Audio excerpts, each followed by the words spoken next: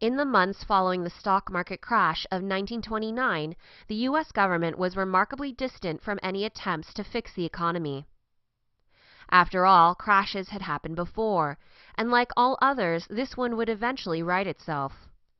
However, an economist named John Maynard Keynes sought to change all that. Hate all this discussion of aggregate this and long run that? You have Keynes to blame.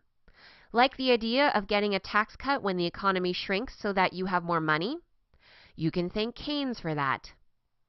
In short, Keynes developed much of our understanding on economics, specifically in the field of fiscal policy, or the actions that a government should take to maintain a steady growth rate for the economy. Before the Great Depression, there was really only one view on fiscal policy, and that was that the government should keep its nose out of the economy.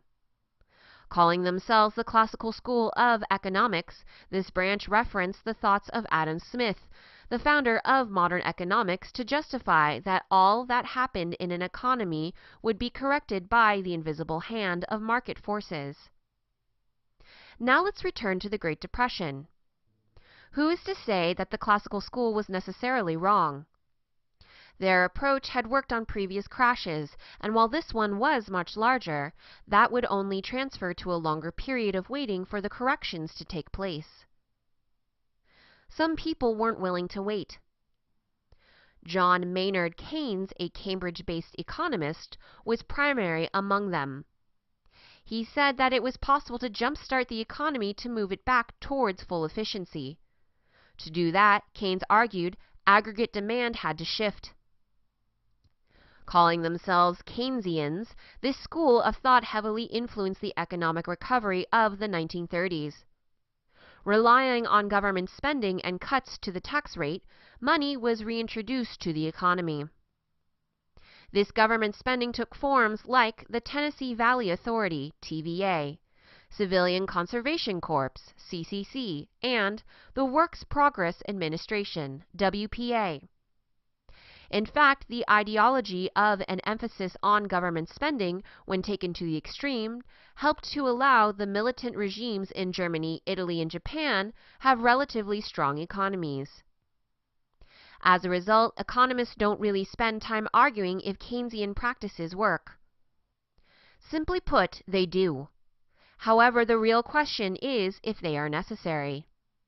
In fact, no one says that the classical approach is wrong, as economies will eventually right themselves. It's just a matter of time that is the issue. Some classical economists argue that in some cases that the treatment may be worse than the disease itself, and too much of a Keynesian approach can quickly force an economy into the rising prices of inflation. Fiscal policy revolves around the application of three controls that the government has on spending. The government can increase spending, increase transfer payments, or cut taxes to speed up an economy. Needless to say, the argument often becomes not if a Keynesian approach is necessary, but whether increases in government spending and transfer payments or tax cuts would be most beneficial. In case you are wondering, a transfer payment is a tax credit, such as the tax credit given to college students. In the end, all have similar effects. Increases in spending introduce more money to the economy. How that money is introduced is often a point of contention. A common avenue for government spending is on transportation. Needless to say, not a lot of MBAs tend to work on roadwork crews. However, those roadwork crews spend money, and when that money is spent, it eventually reaches all segments of the economy.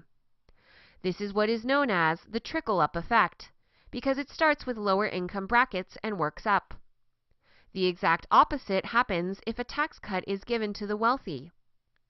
When a tax cut or other aspect of fiscal policy impacts the rich first and then works its way down, it is subject to the trickle-down effect. As you can see, all of these tools can eventually achieve the same goal.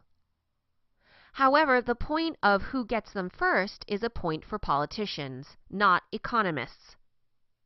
In case you are wondering, the exact opposite tools are useful in fighting inflation.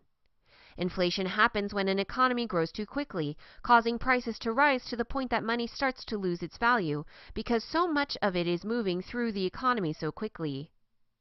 In these cases, the government can raise taxes, meaning some of that fast-moving money has to end up with the government. Likewise, it can also cut spending and decrease tax credits and other forms of transfer payments. Fiscal policy refers to the ability of governments to control the economy. Two major schools of thought exist on fiscal policy.